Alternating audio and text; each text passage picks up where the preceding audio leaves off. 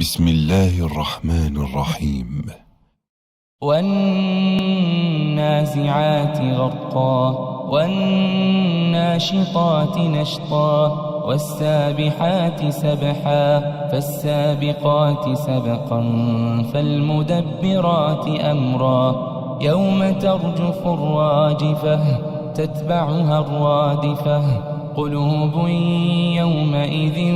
واجفة أبصارها خاشعة يقولون أئنا لمردودون في الحافرة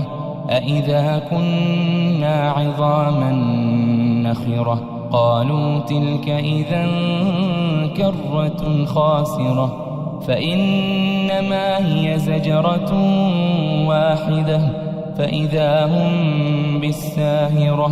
هل أتاك حديث موسى إذ ناداه ربه بالوادي المقدس طوى اذهب إلى فرعون إنه طغى فقل هل لك إلى أن تزكى وأهديك إلى ربك فتخشى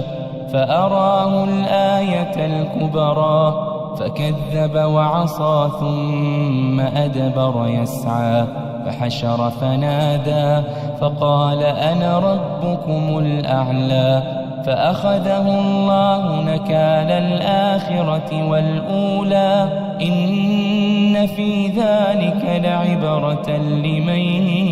يخشى أأنتم أشد خلقا أم السماء بناها رفع سمكها فسواها وأغطش ليلها وأخرج ضحاها والأرض بعد ذلك دحاها أخرج منها ماءها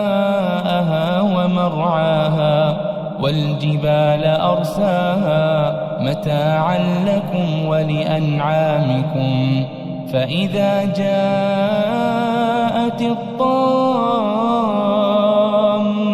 الكبرى يوم يتذكر الإنسان ما سعى وبرزت الجحيم لمن يرى فأما من طغى وآثر الحياة الدنيا فإن الجحيم هي المأوى وأما من خاف مقام ربه ونهى النفس عن الهوى فإن الجنة هي المأوى يسألونك عن الساعة أيان مرساها فيم أنت من ذكراها إلى ربك منتهاها إنما أنت منذر من يخشاها كأنهم يوم يرونها لم يلبثوا